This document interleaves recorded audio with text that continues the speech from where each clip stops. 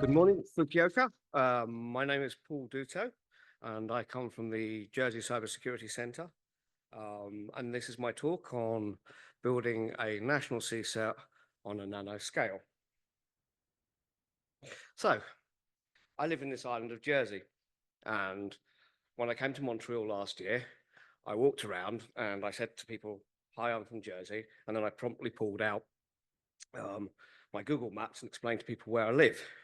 And I in fact counted how many times I did this, and it was 102, which was a few. So a few fun facts about Jersey. It's an international finance center. It has 360 billion in regulated funds under administration. We have a variety of industries, including digital, professional services, tourism, and specialist agriculture. We have something like 35,000 companies, an international airport, because we can get here. And roughly 300 people in our cybersecurity community, chiefly in the Channel Information Security Forum. We are a new national cybersecurity centre. We have some nice beaches, and we're also the warmest place in the British Isles. So this is the Jersey Cybersecurity Centre team. You can see head director over there. And then the lady to the left, Steph Luce, is our head of legal and governance. She keeps me in check because I keep doing things, and she tells me I have to have DPIAs and other legal things that I'm not so keen on. There's obviously me. Then the gentleman to my right is Matt Derrian. He's our cyber risk officer. So he owns things like our island cyber risk plan, our engagement with things like our CISO groups, our CNI groups, our suppliers forums. He manages all of those things. And then the lady to the right, Carla Jardine, she's our communications and engagement lady, and she's our newest member of staff. And she's basically going to perform a PSYOPs operation and influence people so that we can actually do things. Because really, when you think about running a national CSIRT, it's not about the technical stuff you can do, the vulnerabilities you can find. What you actually really want to do is to get to people to do something about them. And that turns out to be a bit more challenging than you think. And so I think she's probably got the hardest job inside the CSIRT. And then down at the bottom here, we have Morgan as our junior analyst. She's currently studying cybersecurity at the university and working with us. And then to the right, my senior analyst, James McLaren. And some of you will have met him. We've been to several TFC certs or first events. You will have probably met James, Morgan. Most of the team have been to one or the other first or TFC cert. And our mission is to prepare, protect, and defend our island against all the nasty cyber threats out there. So, what are the strengths and weaknesses, opportunities and threats for such a small team as ours? I'm not going to do them all, but I'll just pick a couple of points. One of our strengths is our small community. We all personally know each other. I know the head of telecoms, I know the head of the police. Makes it easier to work. This also gives us a close working relationship with key stakeholders. Counter to that is a weakness. We're a small team, we're staff dependent. We have financial constraints. If somebody gets ill, brings it into the office, we could all be made ill. Our CERT is designed to run Monday to Friday, 9 to 5, and handle one major incident at a time, just because of the number of people we've got. So what are our opportunities? Our opportunities is our new cyber law. So currently we sit inside part of the government, and one of the functions of new cyber law will be make us independent but government funded. And this will give us one key differentiator. For the people in our constituency, if they want to share data at the moment, they don't want to share it because they see us as being part of the government. When this happens, we will be not part of the government. So this will hopefully increase sharing, reporting of vulnerabilities. And then threats, well, we could lose staff, it's not unheard of people to poach staff from certs in other industries. We could have too many incidents. If we get 2 or 3 incidents of different categories, we might struggle. So, what are our capabilities? We're the technical cyber authority for Jersey. So we are also managing the island risk. We do international cooperation engagement. Hi, that's why I'm here. We do advice and support for industry and community. We do threat intelligence, monitoring, alerting. We do major incident support and coordination. We have partnerships for digital skills, digital inclusion, economic development, and we also do coordinated vulnerability disclosure. So remember I said to you this lady had the hardest job in the world? I actually think she does. So you can see down in the bottom right, that's our cybersecurity conference that we organize yearly. And it started with just a few of us in a pub and has grown by volunteering to now, this lady now has to organize a conference for 300 people with full AV and make it fun for the day. That's just one of her tasks. She takes information from us or from our vulnerability assessment service, that's the JCSC VAS, and we have this stakeholder map. And what Carla does is we look at all the different stakeholders, so, you know, the different industries and how we might communicate with them and what's the best means to communicate with them. You know, you might communicate to a charity very different than you would communicate to an industry group. So Carla takes what we give her and transforms it into a language that will make them act. And so we, you know, she helps us with the social media, local security community. We have a new website as well, which we've just finished, and we have a newsletter that goes out monthly. And we also try and do metrics around these things to see how we're doing. So this is one of our initiatives. So this is our Cyber Shield. It's really just a concept. It doesn't, you know, the shield doesn't exist in reality. So what you see on the left here is we have attacks on Jersey, we have our Cyber Shield, and then we have various services that form part of it. So at the top, you can see advanced warning service. So this is really honeypots, and we have several different types, both open source and commercial. We have a vulnerability assessment service. So that goes out around our constituency with passive vulnerability data and tells us that we have an Exchange server over here on this IP and you want to do something about it. The active scanning service is not really in existence yet. That's largely due to the way our laws are constituted. And with the new cyber defense law, we'll actually have the power to scan any of the ASNs and the IP addresses within. We're slightly unusual in that we're our own government and our own laws. So things like NIS2, we have to adapt into local laws.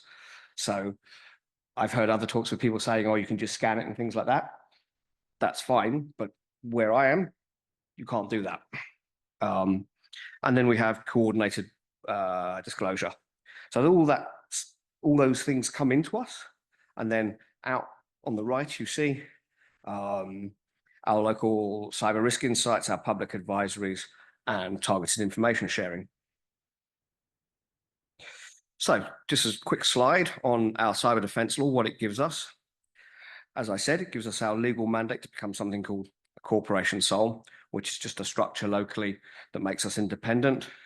We can actively scan our ASNs for vulnerability. We get to hold or access dark web data for investigative purposes. So if a company has their data leaked, we were able to go and get that data, possibly mine it to understand the severity, and then provide a report to the data commissioner and to the company on, you know, what's happened. We might hold malware samples. But our law also, like I said, takes part of NIS2. And when it comes in, we will be designating businesses that are critical to our island as operators of essential services. And that will mean many of the things in NIS2, like mandatory vulnerability reporting. And you can see in the table on the right, the sort of timeline. So we should be up and running before next year's conference, he says. So a little bit of metrics. We have 25 vulnerable Exchange servers in 2 ASNs of our largest 2 telcos. And it's quite difficult sometimes to do metrics, to work out what to measure or how to measure all. So one of the ways we do it is we measure ourselves against other people. So how good or bad, we don't know. So recently, the German BSI Bund put out a very nice article about the number of vulnerable Exchange servers in Germany. And that turns out to be 17,000. So if we do a little bit of maths, and we take the population of Germany versus the population of Jersey, which is 110,000, Germany's population is 764 times ours. So as you can see, that works out. We should have 22.25 exchange servers. So we're roughly about 8% or worse than Germany. And so the idea being is we will do a targeted information campaign, as I said, via communications officer, and then we'll be able to measure the output of that and hopefully see the exchange servers changing and this go down. It's a way of knowing we're actually getting somewhere. But one of the key things with a small CERT, and with only 7 or 8 of us, is that we need to automate. The more that we do things manually, the longer it takes and the less we can do. So what this diagram is showing is on the left here of the dotted line is all our external data flows. So we have things from FIRST, JCSC, Circle, NCSC. We might have a public vulnerability report, our active scanning, our advanced warning, or our vulnerability advisory service provided by Shadow Server, and it comes into us in the middle. And then various things happen. So we have an incident response management, our MISP, our analytics platform, and then currently we are just about to move to version 2 of our vulnerability assessment service. So that's why you see version 1 and 2. And then after that on the right is the outputs, our public advisories, data feeds to other certs, automatic alerts and vulnerability notifications, and KPIs and metrics. So this is another example of automation. So we've recently launched our new website, and on there you can report a vulnerability or you can report an incident. And that form then comes directly into our incident management system. We use Power Automate from the 365 side to directly send it into a mailbox. It comes into the incident management system, and our incident management system has not only ANISA classifications, it has TLP support, it has our own classifications and our own classifications of incident types. So that comes into the incident box, and then it's separated, as you can see there, by active scan, advanced breach, or coordinated vulnerability disclosure. We also have a malware inbox and a phishing inbox as well. You can see also at the top there is an IR inbox there. So if we had an incident that we needed to involve island-wide, so you can imagine an attack on a water supply or something like that, where we need to talk to ambulance, police, emergency services, then we would use that IR inbox to coordinate it. So, automation 3. Give me a second.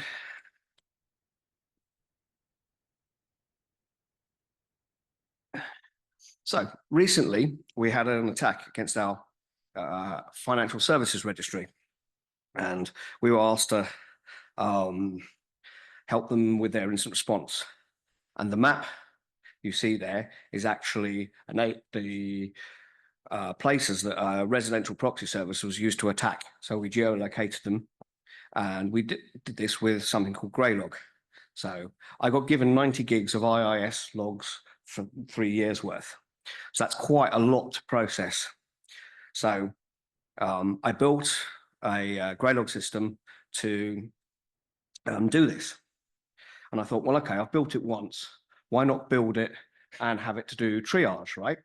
Because we already use it in other areas in our CSIRT. So it's used for logging of all of our Linux and Unix and Windows systems. So we already know how to use it. So let's build an incident response system using it to automate things. Because we already know how to use it, it means for myself and the analysts, we've got a system that we can just deploy or drop things into and use it. So currently it supports EVTX, Sysmon, JSON data, CSV data, and IIS logs, and it's now live. So if you want to know how to build it, there's a GitHub link there. If you want the VM, you can just email me. And if with the magic of presenting, I'm hoping to be able to show you one. He says. So as you saw before, there was a version 1 and a version 2 of the vulnerability assessment service. So this is one of our dashboards. This is the version 1 dashboard that we built. So it was a very manual process. We would get the vulnerabilities, we would see them in here, would flag them, and then our analysts would use a spreadsheet to work out who we'd communicated to and what the status of the vulnerability is.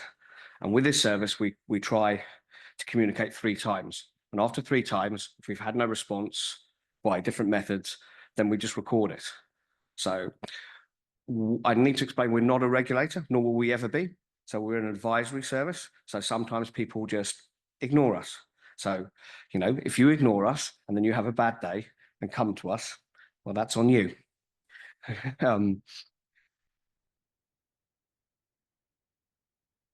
So this is the incident response VM. This is test data in it. It currently supports, this is Windows logs. So you can see the logs for each different type of logs on a Windows system. And then we've got some dashboards, but there will be more to come. So this one is showing scheduled tasks and when they were started, when they were completed. And then we have information on terminal services logins. So all of the RDP. So if you were looking at a network compromise, this would give you a good starting point to know if the actors were RDPing around your network. So, like I said, here it is. And some more screenshots. There is a wiki here, if it's going to work, that tells you how to build it, prerequisites, the actual architecture of the system, how it works with all the rules.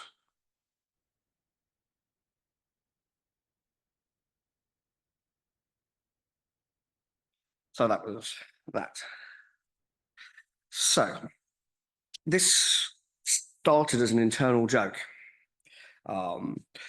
It was a concept along the lines of, what if the bad guys actually got organized, right? So we're all here, all representing national CSIRTs. We're all working, collaborating together. But what if the bad guys decided to do this? We came up with a nickname for it. We called it C First, criminal first. And the sort of thought process goes like this.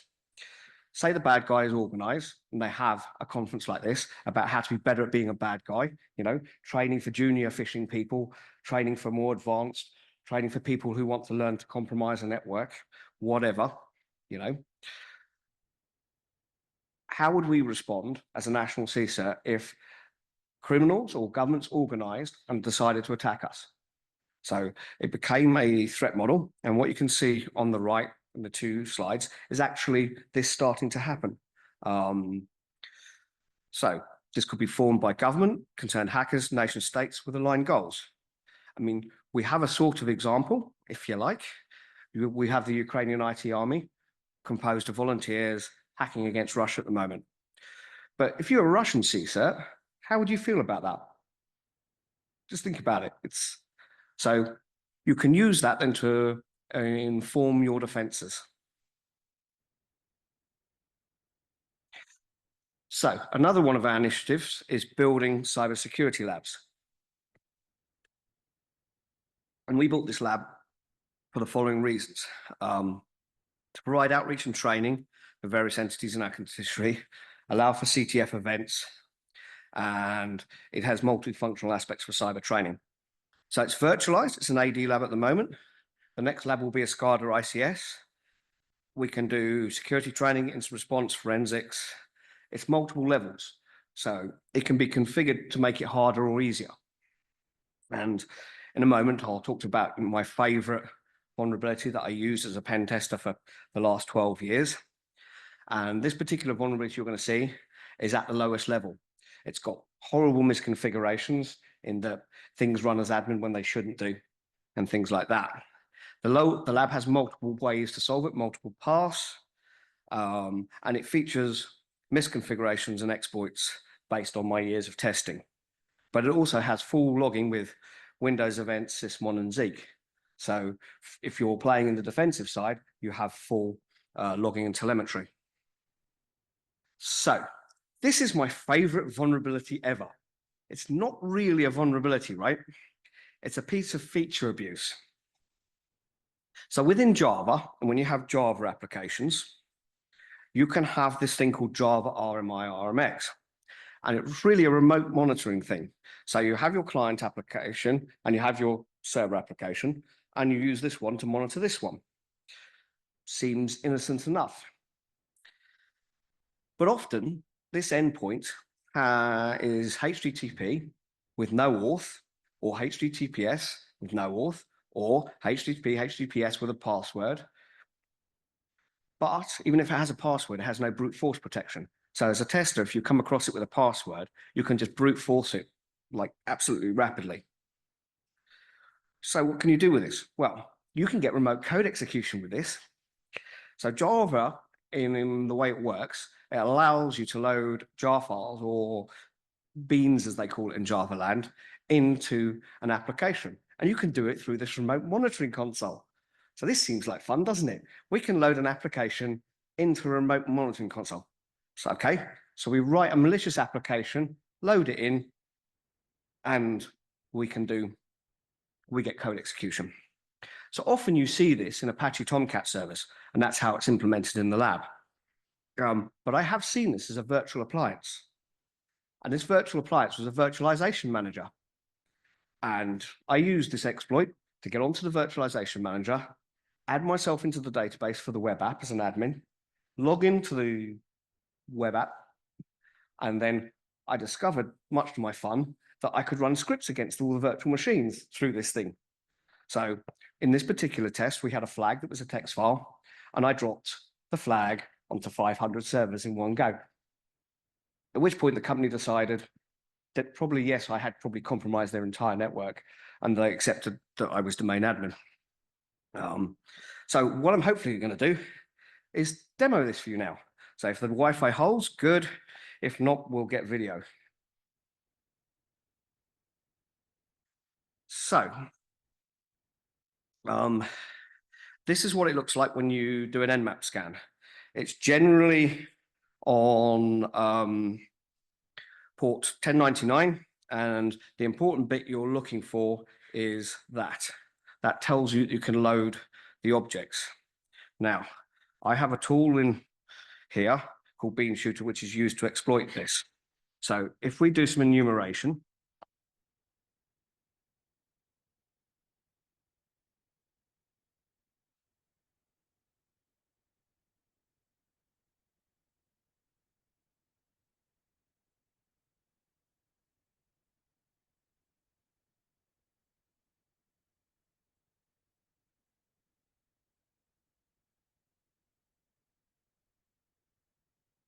oh, if I could type.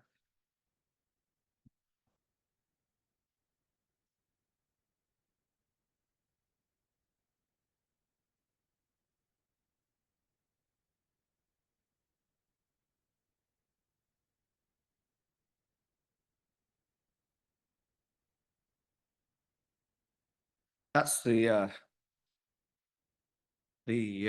features of the tool.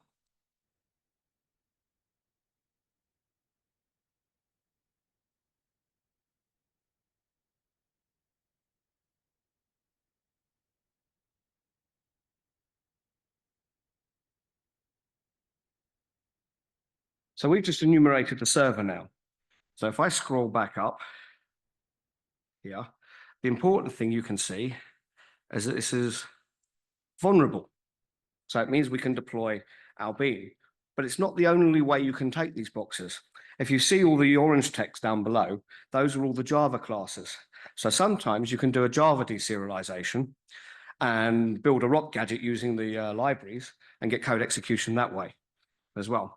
But also down the bottom, because it's implemented as a Tomcat server and it's implemented at a very low level, this is a common password. It's a default password on a Tomcat server. So you actually get the default password as well. So the next stage of the attack is to actually upload our malicious Java bean.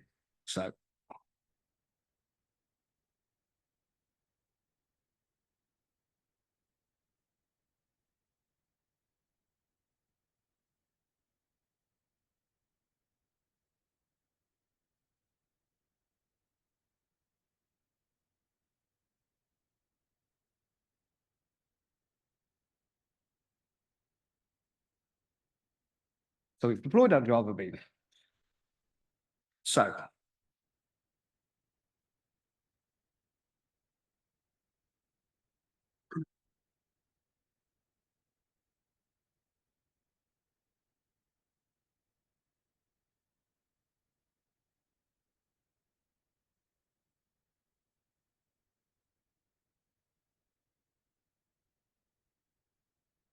boom, we're on the file system as admin in this case. So we've just literally loaded the bean. We've literally done it. We can run commands. We can add users now. So typically, if I was doing this as a pen test as admin, they've run it as admin.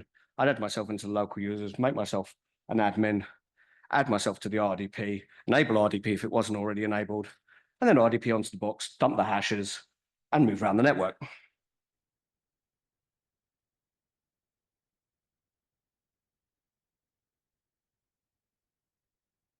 So we're part of an international community. We participate here in FIRST and TFC CERT, and we go to other events around the UK. I particularly like B-Sides London. We go to Cyber UK, Cyber Isle. We go to events by Team Cymru, Underground Economy. If you ever get a chance to go, I heartily recommend it. It's a cracking conference. And there at the bottom, you can see our SIM3 status and our TFC status. And it is anticipated that we'll be first members by the end of the year or beginning of next year. We're just in the final stages of actually getting that underway. So lastly, a very big thank you to all the people in the table who supported our TFC CERT nominations. We are currently accredited status and we should be certified status. And then here you can see all of the people that have helped us along the way. And apologies if I've missed anything or missed anyone. I'm truly sorry. And that's it. Questions?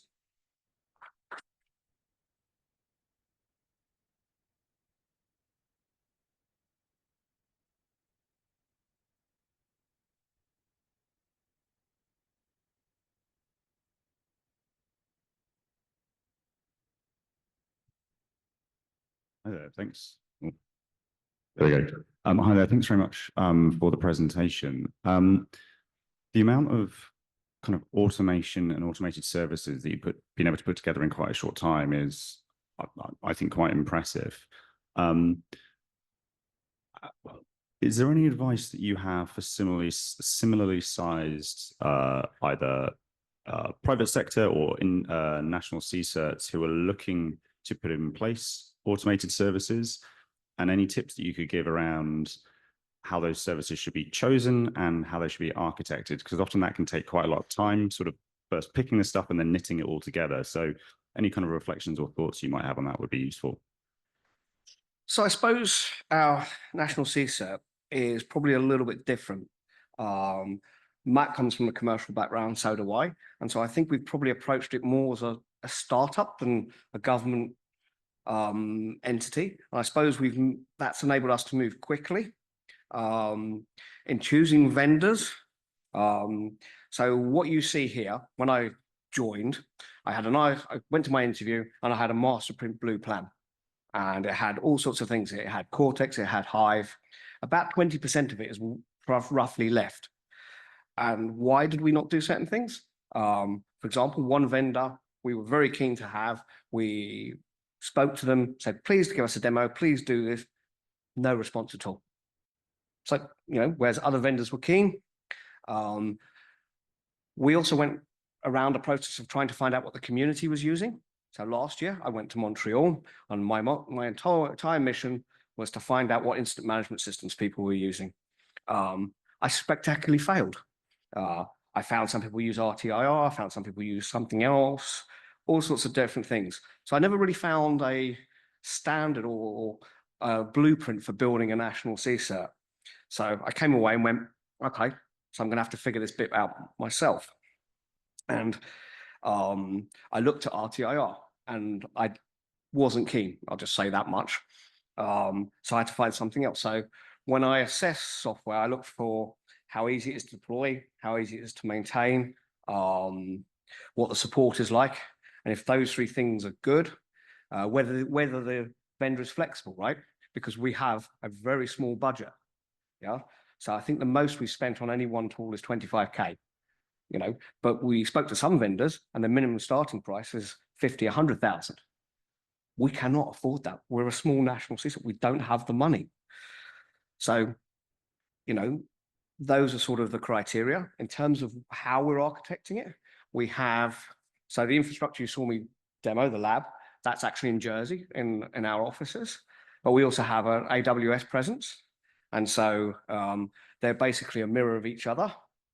So if the office or something happens, we can use all the stuff in AWS, and that's resilient. But we also have in our office, we have what we would call dual internet. So we have the internet from our telcos, but we also have Starlink. So if the entire island, something happens to the telcos and the internet's gone, we can still function using Starlink, albeit a bit slow, but it's actually not too bad. I think latency is around 20 milliseconds. So it's kind of thinking of those things and then looking at the threats and going backwards as well, I would say. Thank you very much.